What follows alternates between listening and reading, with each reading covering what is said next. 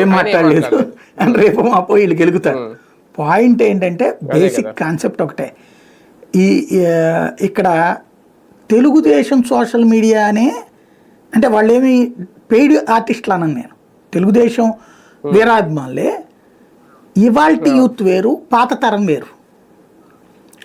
ఒక సెక్షన్కి ఏంటంటే జగన్ వేసేయాలి, ఉరి తీసి పడేయాలి, కాల్చేవతలు పడేయాలి, వైసీపీ వేసేయాలి, వైసీపీ లోపల వేసేయాలి. ఇది మాస్ క్యారెక్టరైజేషన్. రియల్ తెలియనటువంటి వాళ్ళు ఇవన్నీ రెచ్చగొడుతున్నారు ఇక్కడ. దానివల్ల దెబ్బతినేది ఆళ్ళ పార్టీ నేను వాళ్ళు అర్థం చేసుకోవట్లా, వాళ్లే రెచ్చగొడుతున్నారు ఇక్కడ. ఇంకా చంద్రబాబును కూడా తిడుతున్నారు ఈ నెట్టాగే అధికారుల వెర్షన్ అని. ఒక్క మాట చెప్పండి, చంద్రబాబు నాయుడు అధికారులు లేకపోతే బాబుకి అసలు పరిపాలన ఏంటండి?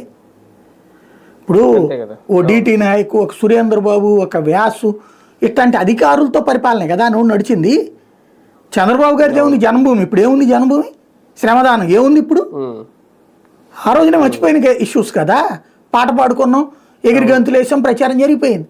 బట్ ఈయన మంచి అడ్మినిస్ట్రేటర్ని ఎందుకు అనిపించుకున్నాడు? ఆయన మంచి అధికారులు తెచ్చి పని చేపిస్తాడని. ఆ అడ్మినిస్ట్రేటర్ అనేది అధికారులతో పని చేయించాడు కాబట్టి, అధికారులతో సరిగ్గా పని చేయించలేకపోయాడని కదా జగన్మోహన్ రెడ్డి దెబ్బతింది. అధికారులు దుర్వినియోగం చేశాడని కదా జగన్